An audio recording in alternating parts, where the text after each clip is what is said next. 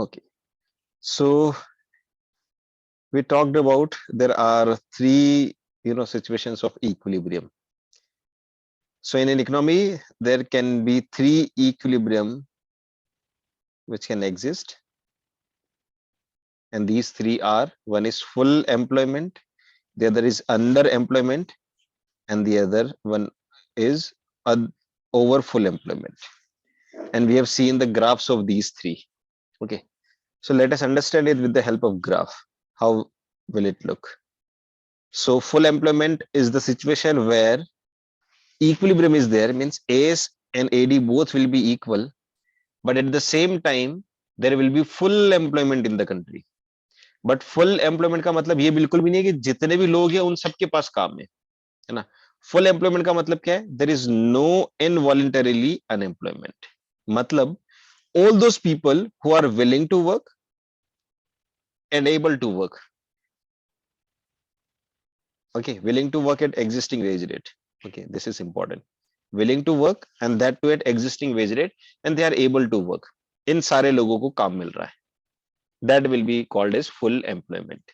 Okay, so ऐसी situation जब AD is equal to AS हो जाए और जितने भी लोग जो काम करना चाहते हैं और काम करने के काबिल हैं, है ना, काम करना चाहते हैं से मतलब है काम करना चाहते हैं at the existing wage rate, जो मार्केट में वेज रेट चल रही है उसके हिसाब से वो अग्री है काम करने के लिए, तो हमारी कंट्री क्या हो जाएगी? इक्विलिब्रियम में, और वो इक्विलिब्रियम कहलाएगा full employment equilibrium. Let us look at the graph. Okay, so as you can say, yellow line is representing AD and blue line is representing AS or income. Okay, last day we also learned about why this is 45-degree line. Okay, 45-degree line. किसी को याद है? बताएगा कोई? What is the significance of this 45-degree line?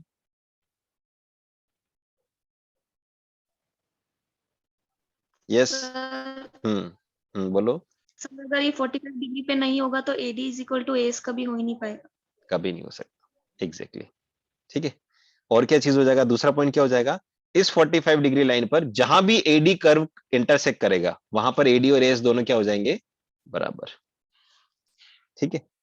And if for example if this line is not 45 degree, अगर ये line AC होगी, अगर इनकम लाइन AC होगी, ठीक है, और AD कर्व इसको इंटरसेक्ट करेगा कहीं पर भी, अगर AD कर्व ऐसा जाके इंटरसेक्ट करेगा, क्या इस इंटरसेक्शन पर हम बोल सकते हैं AD is equal to AS? Can we say this? No sir. No, we can not say this. No sir. ठीक है, तो ये इक्विलिब्रियम नहीं आएगा कभी. लेकिन जब 45-डिग्री लाइन होगी, अब कहीं पर भी AD इंटरसेक्ट करेगा, तो कैन वी से कि वहां पर इक्विलिब्रियम है? कहीं भी इंटरसेक्ट करे. Yes sir. Exactly. Yes sir. बहुत बढ़िया, हो गया logic clear. Good. Okay, so here we can see there is one point where AD and AS both are intersecting, and that is the point of equilibrium at full employment, है ना. तो इस full employment में क्या चीज हो रही है? यहां से अगर एक लाइन हम लोग ड्रॉ करेंगे, है ना, जैसे यहां मैं लाइन ड्रॉ कर देता हूं ये, और इस पॉइंट को नाम दे देता हूं कुछ भी, P नाम दे दिया.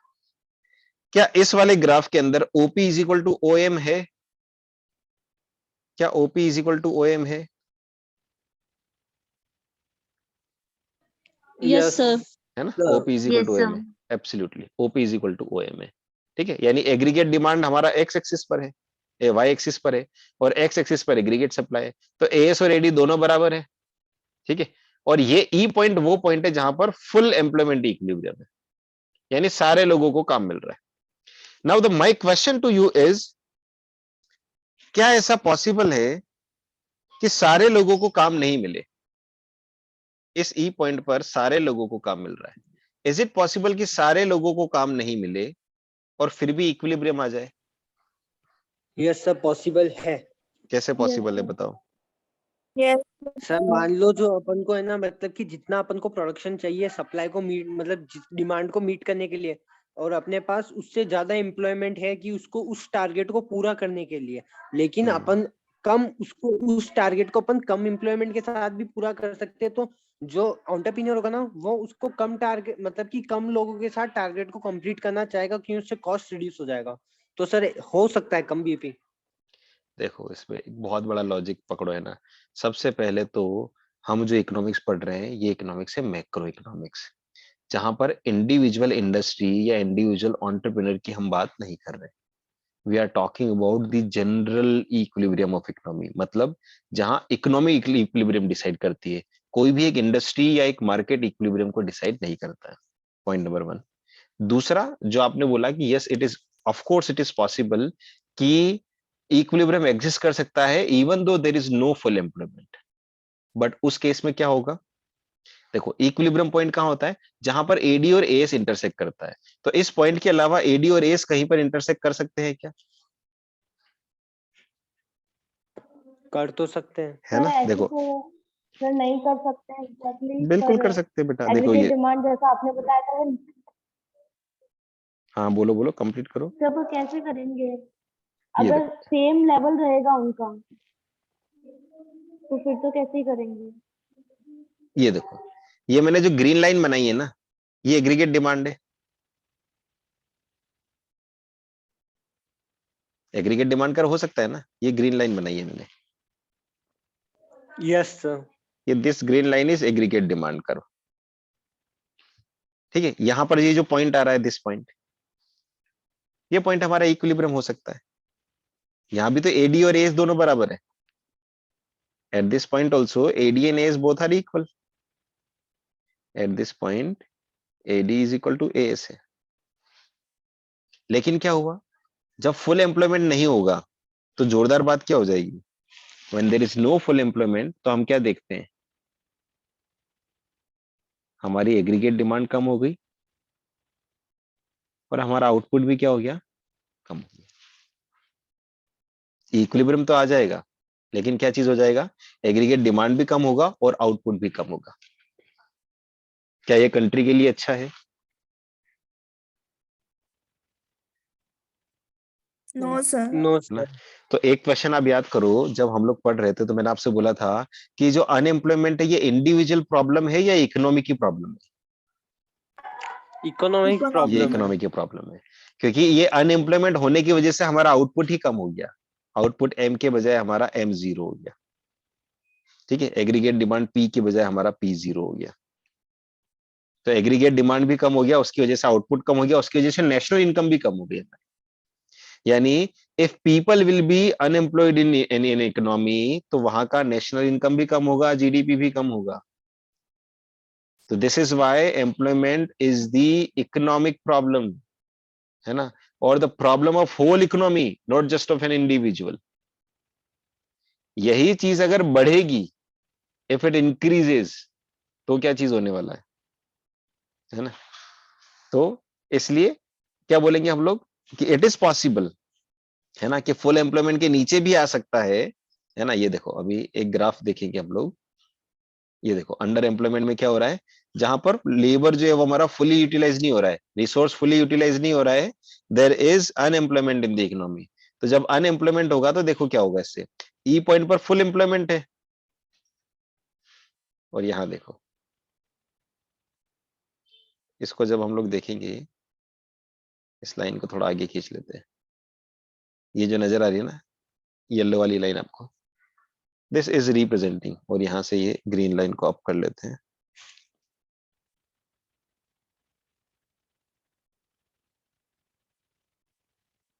ठीक है, तो व्हाट वी सी हियर, देखो यहां पर आपका इक्विलिब्रियम आ रहा है, हियर इट इज इक्विलिब्रियम। यहाँ इक्विलिब्रियम फुल एम्प्लॉयमेंट वाला है, यहाँ इक्विलिब्रियम अंडर एम्प्लॉयमेंट वाला है। तो दोनों ही इक्विलिब्रियम है, पर बताओ आउटपुट कब ज्यादा रहेगा, जब फुल एम्प्लॉयमेंट होगा या जब अंडर एम्प्लॉयमेंट होगा? Full Full employment. है ना? तो फुल एम्प्लॉयमेंट पे आउटकम ज्यादा रहेगा, एग्रीगेट डिमांड ज्यादा रहेगा, नेशनल इनकम ज्यादा रहेगा।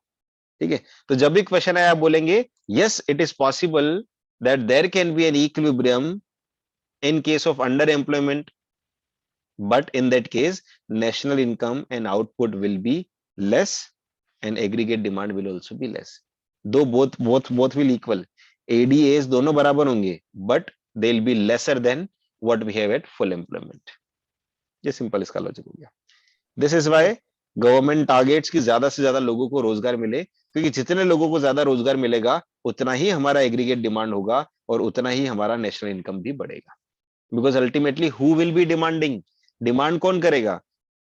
ज्यादा पैसा होगा वो डिमांड करेगा या पैसा नहीं होगा तो डिमांड करेगा? बेरोजगार लोग ज्यादा डिमांड करते हैं गुड्स और सर्विसेज की, या फिर जो एम्प्लॉयड लोग होते हैं वो ज्यादा डिमांड करते हैं गुड्स एंड सर्विसेज की? एम्प्लॉयड। एम्प्लॉयड करेंगे तो बस एम्प्लॉयड। Aggregate demand employed. हमारा बढ़ जाएगा, एग्रीगेट डिमांड बढ़ जाएगा। सिंपल लॉजिक है इसका, बहुत, इसके अंदर कोई रॉकेट साइंस नहीं है ना। This is very simple logic, पूरी इकोनॉमी को इतनी सी बात समझनी है। This is why we target की एग्रीगेट डिमांड कैसे कैसे करके बढ़े। जितना हमारा एग्रीगेट डिमांड बढ़ेगा उतना हमारा जीडीपी बढ़ेगा। It's very simple. Till the time we will not give money in the hand of people, the aggregate demand will not rise. आप लोग याद करें, मैंने बहुत बार कभी ऐसे, जैसे नॉर्मली जब इंडियन इकोनॉमी की बात करते हैं तो मैं आपको एक चीज बार बार बोलता हूं कि इंडिया में poverty is not that big problem, the big problem is the gap between rich and poor. The gap between rich and poor. ये चीज मैं क्यों बोलता हूं? क्योंकि अगर रिच ज्यादा होंगे, मतलब रिच जो है वो लिमिटेड होंगे, मान लो 10% रिच है और 90% पुअर है, ये सिचुएशन ज्यादा अच्छी है, या फिर there are people who are average income? 100% के 100% लोग एवरेज इनकम वाले। दोनों ही केस में एग्रीगेट डिमांड कब ज्यादा रहेगी? फर्स्ट केस में ज्यादा रहेगी या सेकंड केस में ज्यादा रहेगी? सेकंड। सेकंड में सेकंड। ज्यादा रहेगी, है ना। क्योंकि रिच वाले केस में, रिच और पुअर वाले केस में क्या हो गया, कोई भी जो कमोडिटीज हुई, कंफर्ट की गुड्स हो गए या लग्जरी गुड्स हो गए, कोई भी हाई प्राइस कमोडिटीज हो गई, वो केवल 10% लोग ही डिमांड कर पाएंगे। 90% लोग तो रोटी कपड़ा मकान में ही रह जाएंगे, तो एग्रीगेट डिमांड राइज होगा ही नहीं। लेकिन अगर एवरेज इनकम होगी तो ऑब्वियसली कंफर्ट के गुड्स जो भी है वो भी क्या चीज होने वाला है, they will also be rise. ठीक है। और ये रिच और पुअर के बीच का जो गैप है ये कम कैसे होगा? How it will get reduced? इससे इनकम को इंक्रीज करना। एम्प्लॉयमेंट से होगा obviously, because why poor are poor, because they are not having means to earn the money. उनके पास पैसा कमाने का साधन ही नहीं। ठीक है, खर्च करने का साधन बराबर है। ठीक है।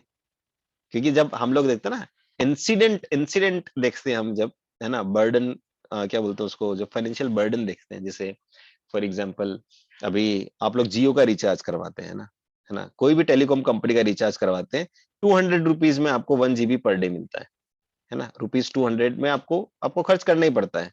तो ये 200 रुपीज पुअर को भी खर्च करना है और रिच को भी खर्च करना है। इसमें ऐसा थोड़ी है पुअर के लिए 200 की जगह 100 दे रखा है ना। तो जो बर्डन जो है वो बर्डन किसके ऊपर ज्यादा आने वाला है? पुअर के ऊपर ज्यादा आने वाला है। तो इसका जो है वो पैसा जो है वो कम बचेगा, which he can use for the growth. तो वो प्रॉब्लम जो है वो बनी हुई है। इसकी वजह से हम लोग देखते हैं कि जब एम्प्लॉयमेंट जो है वो हमारा राइज होगा तो पुअर जो है वो क्या चीज होने वाला है, लेफ्ट होने वाला है। जब हम लोगों ने पोवर्टी चैप्टर पढ़ा था तो हमने देखा था ना उसमें पोवर्टी एलिवेशन प्रोग्राम्स, उसमें ज्यादातर प्रोग्राम जो है वो एम्प्लॉयमेंट प्रोग्राम्स थे, है ना। रोजगार गारंटी योजना और वो रूरल वाली, अर्बन वाली, आपका मनरेगा वाला हुआ, है ना, स्वर्ण जयंती ग्राम स्वरोजगार योजना, है ना, इस तरह की जितने भी और भी सारी चीजें देखी थी, शहरी रोजगार योजना। ठीक है। तो ये सारी क्या थे, पॉवर्टी प्रोग्राम में ज्यादातर पॉवर्टी एलिवेशन प्रोग्राम किससे रिलेटेड है? एम्प्लॉयमेंट से रिलेटेड है। तो एम्प्लॉयमेंट जनरेट होगा तो पुअर जो है वो अपलिफ्ट होंगे, और पुअर अगर अपलिफ्ट होंगे तो उसकी वजह से क्या होगा, एग्रीगेट डिमांड उनका राइज होगा, क्योंकि उनका जब इनकम राइज होगा तभी तो एग्रीगेट डिमांड राइज होगा। और उसी प्रोपोर्शन में क्या होगा, जब एग्रीगेट डिमांड राइज होगा तो हमको ज्यादा आउटपुट प्रोड्यूस करना पड़ेगा, और income will also be raised. ठीक है। तो ये इसका सीधा सीधा लॉजिक है। कितना क्लियर हुआ ये बताओ?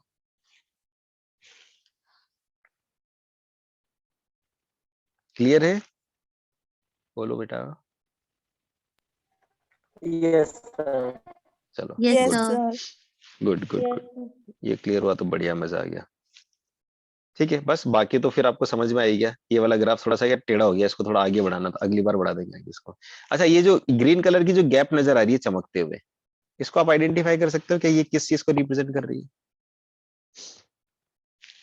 ये जो गैप आ रही है, तो ग्रीन कलर चमक रहा है ना यहाँ पर, ये क्या चीज है? इसको आइडेंटिफाई कर पा रहे हो क्या? सर हाँ, क्या चीज? चेंज बोलो। इन सर इनकम। ग्रीन पर डॉट से change in green dot income. से एम्प्लॉयमेंट होगा। हम्म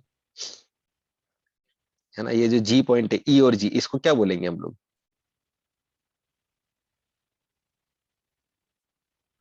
फॉल इन डिमांड। देखो क्या लिखा हुआ है, क्या लिखा है ये?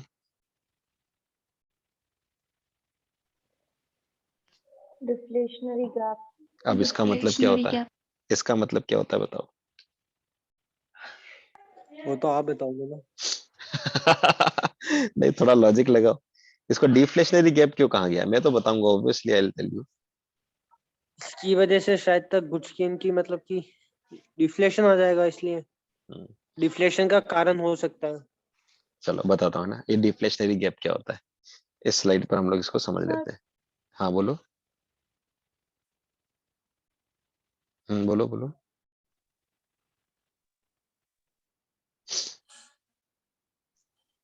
हम्म बोलो, कुछ बोल रहे हैं?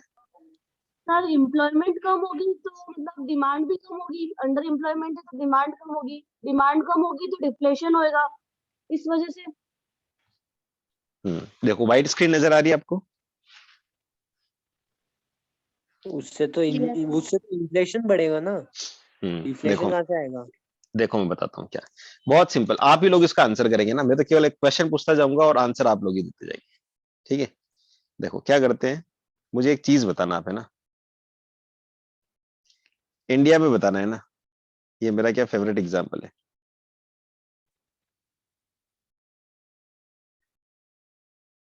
इंडिया में बताना, income of teacher and income of doctor, किसकी इनकम ज्यादा है? डॉक्टर की। Doctor. नॉर्मली आप देखो, डॉक्टर की। डॉक्टर। डॉक्टर की इनकम ज्यादा है ना। दोनों में से देखा जाए तो income of doctor is greater than income of teacher. क्यों होता है ऐसा, बताओ? क्या हम ये कह सकते हैं कि teachers work is less important, doctors work is more important? हाँ, सर कह रिस्क सकते हैं। ज्यादा है इसमें। हाँ, no sir. Sir no sir. Doctor को बनाने वाला टीचर होता है। डॉक्टर को बनाने वाला टीचर होता है। इसमें बहुत सारे हम लोग सोशलिस्टिक डिबेट में जा सकते हैं। है ना। तो इसलिए क्या होता है एग्जैक्टली सबको क्योंकि डॉक्टर लाइफ के जब लिए। हम लोग जब दोनों के काम को कंपेयर करते हैं तो काम जो है वो हमेशा कैसा होता है, इनकम होती है क्वांटिटेटिव, और काम कैसा होता है, क्वालिटेटिव। है ना, क्वालिटेटिव चीजों को हम कभी कंपेयर नहीं कर सकते, है ना। कैसा होता है काम, कैसा होता है, क्वालिटेटिव। तो जब डॉक्टर और टीचर की हम बात करेंगे तो क्वालिटेटिव वर्क के अंदर हम लोग कंपैरिजन नहीं कर सकते, है ना, there can be no comparison. पर क्वांटिटेटिव टर्म्स में कंपैरिजन हो सकता है ना, नो कंपैरिजन, बिकॉज क्वालिटी में कंपेयर नहीं कर सकते, है ना। लता मंगेशकर अच्छा गाना गाती है, तेंदुलकर अच्छा बैटिंग करता है ना। विराट कोहली अच्छा क्रिकेट खेलता है या अनुष्का शर्मा अच्छी एक्टिंग करती है? हम कंपेयर कर सकते हैं क्या? क्योंकि क्वालिटेटिव टर्म्स में दोनों की क्वालिटीज अलग अलग है, we can not compare them. ठीक है, लेकिन हम इनकम से कंपेयर करने लग जाते हैं, क्योंकि हमको कंपैरिजन तो करना है, ये बड़ी बुरी आदत है। ठीक है, तो कंपैरिजन तो करना है, तो फिर हम कोई ना कोई बेस ढूंढते हैं टू कंपेयर द थिंग्स। और हमारी सोसाइटी के अंदर इनकम जो है ये एक बहुत बड़ा बेस मिल जाता है टू कंपेयर। इसलिए हम लोग टीचर और डॉक्टर को हम देखते हैं तो सोसाइटी के अंदर डॉक्टर जो है वो ज्यादा हाईलाइटेड होता है, टीचर कम होता है। लेकिन उसके इकोनॉमिक रीजन के अंदर जब हम लोग जाएंगे तो हम हमारे एम्प्लॉयमेंट को, बिहेवियर को ठीक ढंग से समझ पाएंगे। ठीक है, ये क्या चीज है अभी इसको मैं थोड़ा सा आपके सामने रखता हूं। ठीक है, so now let's open this. The demand for doctor, doctor की डिमांड है और डॉक्टर की सप्लाई है। The ratio of demand of doctor and supply of doctor and the ratio of demand of teacher and demand of and supply of teacher. आपको क्या नजर आता है कि हमारी इकोनॉमी में टीचर की डिमांड और सप्लाई का रेशियो ज्यादा अनइवन है, या डॉक्टर की डिमांड और सप्लाई का रेशियो ज्यादा अनइवन है?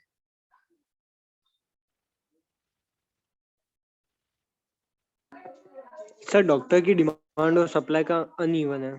एग्जैक्टली है ना। हम देखते हैं कि पेशेंट, है ना, पेशेंट कितने हैं और डॉक्टर कितने हैं। जब इसके रेशियो पे हम लोग जाते हैं तो हो सकता है हम ये पाए कि एक डॉक्टर के पास में 10,000 पेशेंट है। लेकिन जब टीचर वाले पे जाते हैं हम लोग तो हम ये पाते हैं कि एक टीचर के पास में 50 स्टूडेंट्स हैं। रेशियो किसका जोरदार है डॉक्टर। ना, डॉक्टर का जोरदार है। तो क्या चीज हो रहा है डॉक्टर वाले केस में, क्या चीज हो रहा है, the aggregate demand of doctor is greater than aggregate supply of doctors, whereas the aggregate demand of teacher and aggregate supply of doctor हो सकता है थोड़ा uneven हो, but as compared to doctor हम देखते हैं कि ratio is smaller। तो इस वजह से क्या होता है, जब इकोनॉमी में हम कंपनसेशन की बात करते हैं तो डॉक्टर्स जो है उनको ज्यादा कंपनसेशन मिलता है। ठीक है, तो जो भी सोसाइटी के अंदर जो भी ऐसी पोस्ट है जहां पर डिमांड ज्यादा है और सप्लाई कम है, तो उसका कंपनसेशन डिमांड और सप्लाई के रूल पर ही एडजस्ट होता है। अब यहां पर हम लोग आ जाते हैं कैसे, जब हम लोग इकोनॉमी में देखते हैं, मान लो इकोनॉमी के अंदर 100 लोग हैं, या इसको हटाते हैं इस वाले एग्जाम्पल को, ये एग्जाम्पल अभी तो क्लियर होगा आपको, और ज्यादा अच्छे से क्लियर होगा ये। ठीक है, इस पे क्या करते हैं, यहां से थोड़ा सा इसको मैं इरेज कर देता हूं। ठीक है, देखो अब देखो क्या करते हैं, एक कोई भी कंपनी,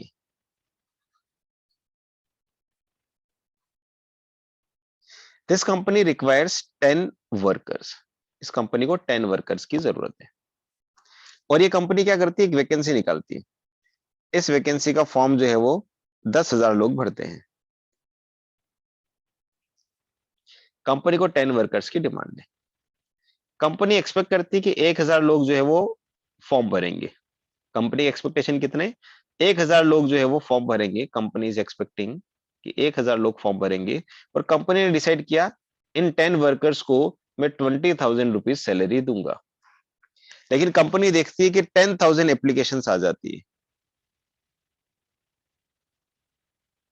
कंपनी जो है वो बड़ी प्रॉफिट ओरिएंटेड कंपनी है। आपको क्या लगता है, जब इसके पास 10,000 एप्लीकेशंस आएगी तो still company is in the mood to offer 20,000 per worker, या उससे कम कर देगी? उससे कम कर देगी, क्योंकि उससे उसके कम कर पास देगी। मतलब कम कर सस्ते देगी। लेवल हो जाएंगे ना। एग्जैक्टली तू नहीं तेरा भाई सही, तू नहीं तेरी बहन सही। ठीक है, मतलब कंपनी के पास में ऑप्शंस खूब सारे जनरेट हो जाते हैं। तो ऐसे में क्या हुआ, when the aggregate demand for work is lesser than aggregate supply of workers, यानी when aggregate supply is greater than aggregate demand, तो क्या चीज बन जाती है, क्या चीज बन जाता है, सप्लाई ज्यादा होगी और डिमांड कम होगी तो क्या चीज हो जाएगा, जो प्रोडक्ट होगा उसकी प्राइस क्या हो जाएगी, कम हो जाएगी। और प्राइसेस जब कम हो जाती है तो उसी को हम बोलते हैं डिफ्लेशन। यहां पर भी क्या हो रहा है, वर्कर्स की सप्लाई ज्यादा है और वर्कर्स की डिमांड कम है, तो क्या वर्कर की वेज रेट नीचे आ जाएगी? Yes sir. इसी को हम Yes, डिफ्लेशनरी sir. गैप बोल रहे हैं, इसी को हम डिफ्लेशनरी गैप बोल रहे हैं, इसी को हम डिफ्लेशनरी गैप बोल रहे हैं। This is called as deflationary gap. ठीक है, कैसे? सर हाँ बोलो। सर एक थोड़ा सा कंफ्यूजन था हम्म, सर, ये इस वाले केस में मतलब एग्रीगेट डिमांड कम होने के साथ साथ एग्रीगेट सप्लाई भी तो कम हो रही है ना। बता देना, इसीलिए ग्राफ पे आ रहे हैं वापस हम लोग, इसीलिए इस ग्राफ को हम लोग देख रहे हैं। ठीक है, ये जो हमारा, एक मिनट इस स्क्रीन को मैं थोड़ा सा हटा रहा हूँ, है ना, ये एरो को मैं इधर खींच के लेकर आता हूँ ताकि आपको थोड़ा सा और क्लैरिटी से ये समझ में आए, है ना। तो मैं इसको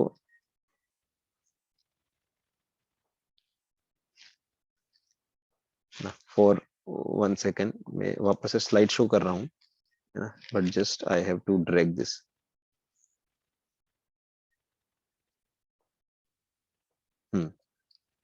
देखो उसका बहुत सिंपल लॉजिक है ना, समझना। वो एग्रीगेट डिमांड और सप्लाई कैसे वो हो रहा है, इसको मैं आप लोगों को अभी बता रहा हूँ स्लाइड के जरिए ना।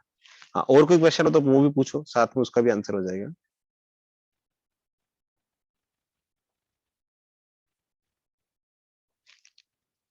नीचे डिफ्लेशन और अगर ऊपर जाएगा तो इन्फ्लेशन। हम्म, नहीं, जैसे वो नीचे आया तो डिफ्लेशन, वो अगर ऊपर जाएगा तो इन्फ्लेशन। ऊपर जाएगा तो इन्फ्लेशन, कैसे समझा नहीं मैं? सर जैसे वो अंडर एम्प्लॉयमेंट का हुआ, तो अगर ओवर एम्प्लॉयमेंट का होगा तो इन्फ्लेशन आ जाएगा ना, ऐसा। या फिर नहीं आएगा?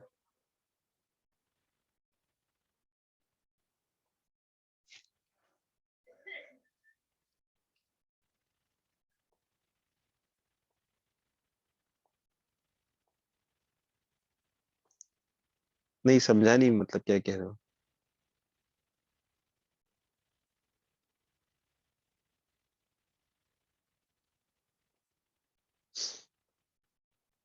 फिर से बोलो। सर जैसे वो जो डिफ्लेशनरी गैप आया था ना, तो वो नीचे मतलब वो डिक्रीज हुआ था, मतलब वो अंडर एम्प्लॉयमेंट पे आ गया था, इसलिए वो डिक्रीज हुआ था, तो उसको आपने डिफ्लेशन गैप बताया। तो ऐसे ही अगर ओवर एम्प्लॉयमेंट पे जाएगा तो नहीं फिर नहीं जो नहीं नहीं नहीं ऊपर का नहीं जो नहीं, वेट गैप वेट आएगा वेट ना। वेट, उधर उधर उधर जाना नहीं, अभी नहीं जाना उधर। उधर अभी नहीं जाना है। ठीक है, क्यों नहीं जाना उसका रीजन बताता हूँ। उसको उधर भी नहीं, पहले एक चीज को क्लियर करेंगे ना। देखो, स्क्रीन नजर आ रही है आपको? ये देखो, यस सर। Yes sir. अब आपको गैप नजर आ रहा है ना, अब आपको जहां से ज्यादा अच्छे से क्लियर होगा, समझ रहे हैं ना? मैं जो डिफ्लेशन बता रहा हूँ वो किस तरह से बता रहा हूँ। इस गैप को हम लोग डिफ्लेशन बोल रहे हैं, ईजी। ये डिफ्लेशनरी गैप है। इस गैप को हम कैसे आइडेंटिफाई कर रहे हैं, इसका रीजन समझना है, इसका कारण समझना है, इसको हम कैसे आइडेंटिफाई कर रहे हैं। हम बोल रहे हैं 8 पॉइंट ई पॉइंट पर हम लोग लेकर जाए। ठीक है, अभी फिलहाल क्या हो रहा है, अगर फुल एम्प्लॉयमेंट हुआ तो क्या चीज हो रहा है? फुल एम्प्लॉयमेंट है तो हम लोग एडी और एज दोनों बराबर है। ठीक है, लेकिन अगर अंडर एम्प्लॉयमेंट हो रहा है तब भी एडी और एज दोनों बराबर है। लेकिन अगर फुल एम्प्लॉयमेंट से तुलना करें हम लोग, ये जो गैप आ रहा है हमारा, यहां पर जो मैं गैप बना रहा हूं, ये गैप किस चीज का है? ये गैप किस चीज का आ रहा है? एग्रीगेट डिमांड रिड्यूस हुई। एग्जैक्टली, फुल एम्प्लॉयमेंट पर एग्रीगेट डिमांड जो है वो हमारा यहाँ आ रहा है, लेकिन एग्रीगेट सप्लाई कर्व कहाँ है? नीचे ब्लू कलर के पॉइंट पर है। और चूंकि ये लाइन जो है दोनों पैरेलल है, ये दोनों एडी वाली लाइन क्या है? पैरेलल है। ठीक है, तो ये जो गैप हो रहा है हमारा, यहाँ में ई और एम अगर इसको नाम दे देता हूं, तो ई एम और ई जी दोनों बराबर ही है ना। ई एम और ई जी दोनों गैप क्या है हमारी? इक्वल है। Yes sir. ठीक है, तो ये किस चीज को रिप्रेजेंट कर रही है हमारी? ये गैप इसी चीज को रिप्रेजेंट कर रही है कि जब हम फुल एम्प्लॉयमेंट से इसको कंपेयर करते हैं तो एग्रीगेट डिमांड और एग्रीगेट सप्लाई जो है वो बराबर नहीं होते। उनमें कितना डिफरेंस होता है? ई एम का डिफरेंस होता है। और ई एम का डिफरेंस क्या है? ईजी और ई एम, क्योंकि ये दोनों एडी कर्व क्या है? पैरेलल है। एडी वन और एडी टू क्या है? पैरेलल है। तो जितना गैप ई एम का है वही गैप किसका है? ईजी का भी है। तो फुल एम्प्लॉयमेंट से जब हम तुलना करेंगे तो हम क्या चीज देखते हैं कि एग्रीगेट डिमांड जो है वो हमारी क्या हो जाती है? कम हो जाती है, और एग्रीगेट सप्लाई हमारी क्या हो जाती है? बढ़ जाती है। यानी सप्लाई हम लोगों ने ज्यादा कर दी, उसकी वजह से डिफ्लेशनरी गैप बन रहा है। टेक्निकली ये यहाँ जी पॉइंट पर ही आना था। तो ये जो गैप आ रहा है, ये गैप क्या है हमारा? डिफ्लेशनरी गैप है। ये गैप अगर रिड्यूस हो जाता है तो हमारा डिफ्लेशन खत्म हो जाएगा। तो इसका सीधा लॉजिक यही है कि इकोनॉमी को काम के लिए जितने लोगों की डिमांड है उससे ज्यादा लोगों की सप्लाई है, या उल्टा कह लो, सप्लाई जितने लोगों की हो गई है, हम उतना काम जनरेट नहीं कर पाए हैं। सिंपल। इकोनॉमी में इतने लोगों की डिमांड ही नहीं है क्योंकि उस लेवल का इंफ्रास्ट्रक्चर हमारा तैयार ही नहीं हुआ। हमारी इंडस्ट्रीज इतनी डेवलप है ही नहीं, हमारा इंडस्ट्रियलाइजेशन इतना है ही नहीं कि ज्यादा लोगों को वो इंडस्ट्रीज के अंदर रख ले। ठीक है, तो इस वजह से क्या हो रहा है? एम्प्लॉयमेंट हमारा बना हुआ है जैसा का तैसा। जैसे जब हम लोग अनएम्प्लॉयमेंट की बात करते हैं तो हम ये भी देखते हैं कि ज्यादातर हमारे लोग जो है वो आपका प्राइमरी सेक्टर के अंदर काम कर रहे हैं। ठीक, उसका कारण क्या है? क्योंकि इंडस्ट्रीज जो है वो हमारे पास में उतनी ज्यादा नहीं है। सर्विस सेक्टर में हमारा लेबर उतना कंज्यूम नहीं हो रहा है क्योंकि सर्विस सेक्टर के लिए जो स्किल्स की जरूरत होती है वो स्किल्स लोगों के पास में नहीं है।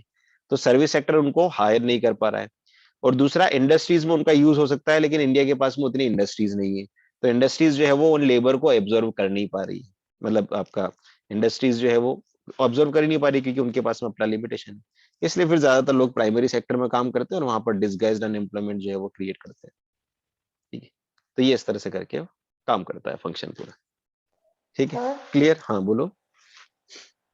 सर अंडर एम्प्लॉयमेंट वाली जो सिचुएशन है उसमें एग्रीगेट सप्लाई पे कोई फर्क नहीं पड़ेगा क्या? अंडर एम्प्लॉयमेंट में एक देखो, ये दोनों चीजें हैं। अंडर एम्प्लॉयमेंट सिचुएशन ये चीज बताती है कि एग्रीगेट सप्लाई ज्यादा है और एग्रीगेट डिमांड क्या है, कम है। अब इक्विलिब्रियम, अगर फुल एम्प्लॉयमेंट हमको एस्टेब्लिश करना है तो उसके लिए क्या चीज करनी पड़ेगी? सप्लाई को कम कर सकते हैं क्या हम? लोग जितने हैं तो लोगों को कम कर सकते हैं क्या हम?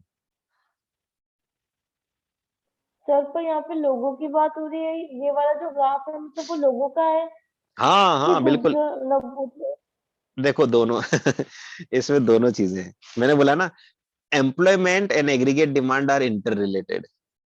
ज्यादा एम्प्लॉयमेंट होगा तो एग्रीगेट डिमांड भी ज्यादा होगा।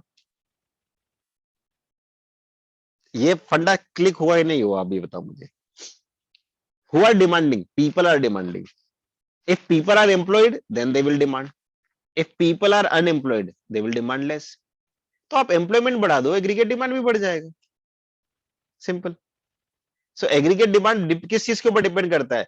लोगों की रोजगार के ऊपर डिपेंड करता है। If people are employed, they are getting salary, they will demand. Simple. Sir aggregate demand तो क्लियर है बट एग्रीगेट सप्लाई का नहीं समझ में आ रहा। मतलब जैसे अगर कम लोग एम्प्लॉयड होंगे तो जो एग्रीगेट सप्लाई होनी चाहिए वो भी तो कम होगी ना, कि एग्रीगेट नहीं सप्लाई। होगी? मतलब जैसे कम लोग एम्प्लॉयड है तो हम्म एग्रीगेट सप्लाई जो है वो कम हम्म नहीं होगी क्या, हाँ देखो वो समझो। जितनी होनी चाहिए? हाँ हाँ, वो कैसे होगा, वो कैसे होगा? एग्रीगेट सप्लाई, जैसे मान लो क्या चीज हो रहा है, इसको समझ रहे हैं ना? एग्रीगेट सप्लाई रिड्यूस कैसे होगी? वो कैसा होगा कि मान लो एक सिचुएशन है, जिस सिचुएशन में इकोनॉमी ने कुछ चीजें प्रोड्यूस किया। ठीक है, इकोनॉमी ने अपने हिसाब से प्रोडक्शन किया। सबसे पहले इकोनॉमी प्रोडक्शन किसके हिसाब से करती है? एग्रीगेट डिमांड के हिसाब से करती है। लेकिन कभी कभी कंट्री में ऐसी सिचुएशन आ जाती है कि लोग खरीदना नहीं चाहते, क्योंकि उनको लगता है कि कहीं कुछ भी, जैसे कोविड वाला सिचुएशन आ गया, कोई सा भी ऐसे कोई सिचुएशन आ गई जिसमें लोग सेविंग मोड में चले गए and people are not spending money.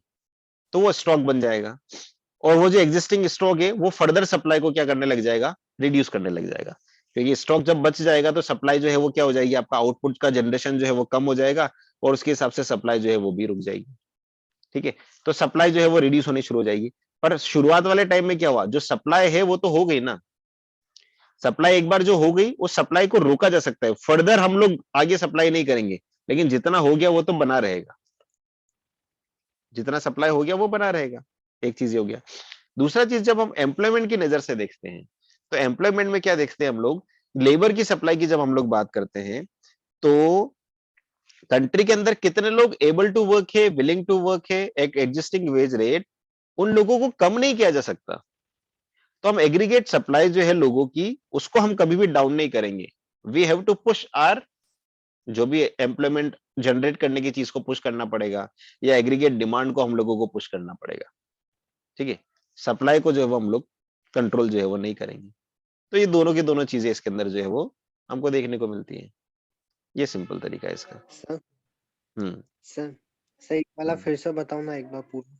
क्या ये चीज? मतलब नीचे आया वो डिफ्लेशनरी गैप के बाद जो आपने बताया ना, डिफ्लेशनरी गैप के बाद वो पूरा एक बार फिर से बताना।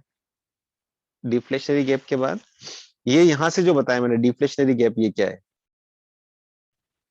हाँ, इसके बाद मतलब वो एमई और एफई ईजी के इक्वल होने के बाद का आप बता रहे थे ना कुछ, वो फिर से बताओ ना एक बार।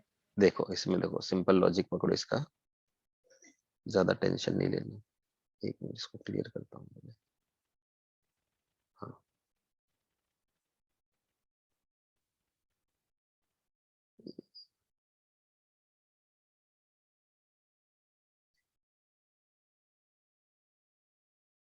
हम्म ठीक है। देखो ये जो हमारा गैप है ना, हम डिफ्लेशनरी गैप किसको बोल रहे हैं? ईजी को डिफ्लेशनरी गैप बोल रहे हैं। क्यों बोल रहे हैं? इसका लॉजिक समझना है। फुल एम्प्लॉयमेंट हमारा इस सिचुएशन पर है। ठीक है, फुल एम्प्लॉयमेंट हमारा इस सिचुएशन पे है। अब क्या हो रहा है? अंडर एम्प्लॉयमेंट यहाँ आ रहा है। ये ई डैश ऐसा पॉइंट है जिस पॉइंट पर क्या हो रहा है? एडी और एज दोनों बराबर है, लेकिन सारे लोगों को एम्प्लॉयमेंट नहीं मिला, या सीधा बोलो हमारे सारे के सारे रिसोर्सेज जो है वो कंज्यूम नहीं हो रहे। सारे रिसोर्सेज कंज्यूम नहीं हो रहे। लेकिन हमारे पास में ये जो OM वाला जो पार्ट है,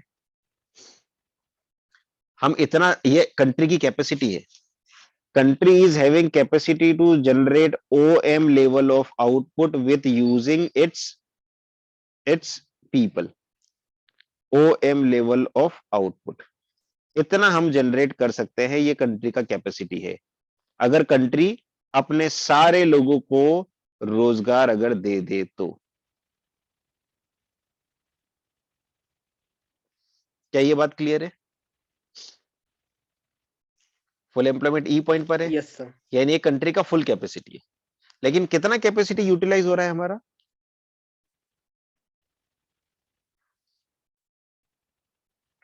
सिर्फ capacity OM dash. OM dash ही यूटिलाइज हमारा हो रहा है. तो ये जो बाकी लोग बच गए, ये क्या हुआ? Under utilisation of resources. तो रिसोर्सेस का जो सप्लाई है वो ज्यादा है या कम है डिमांड की तुलना में? ज्यादा है. रिसोर्सेस का सप्लाई हमारा ज्यादा है, सिंपल बात. यानी अंडर यूटिलाइजेशन चीज में क्या चीज होने वाला है? ये डिफ्लेशनरी गैप क्रिएट हुआ है. क्यों क्रिएट हो गया? क्योंकि सारे लोगों को रोजगार नहीं मिल रहा है, कम लोगों को रोजगार मिल रहा है. फुल हमारी जो कैपेसिटी है वो कंज्यूम नहीं हो रही है. हम केवल इतने से ही लोगों को रोजगार दे सकते हैं. तो बेचारे ये जो इतने से लोग जिनको रोजगार मिल रहा है, इन लोगों के साथ में क्या होने वाला है? चूंकि लोगों की सप्लाई ज्यादा है, इनकी वेज रेट कम हो जाएगी. एक स्टेटमेंट बोल रहा हूं, इसको नोट कर लो. एक स्टेटमेंट बोल रहा हूं, इकोनॉमी के अंदर wage rate of income, wage rate of people is not decided by their capability or their caliber. It is decided by the substitutes available. Doctor की सैलरी ज्यादा होती है क्योंकि डॉक्टर के कम सब्सटीट्यूट्स अवेलेबल है. टीचर की सैलरी ज्यादा नहीं होती है क्योंकि टीचर के ज्यादा सब्सटीट्यूट अवेलेबल है एज कंपेयर टू डॉक्टर्स. किसी भी प्रोफेशन को आप रख लो, जिस प्रोफेशन के ज्यादा सब्सटीट्यूट्स अवेलेबल है उस प्रोफेशन के लोगों की सैलरी कम हो जाएगी. Getting it? Wage rate in the economy is not decided by the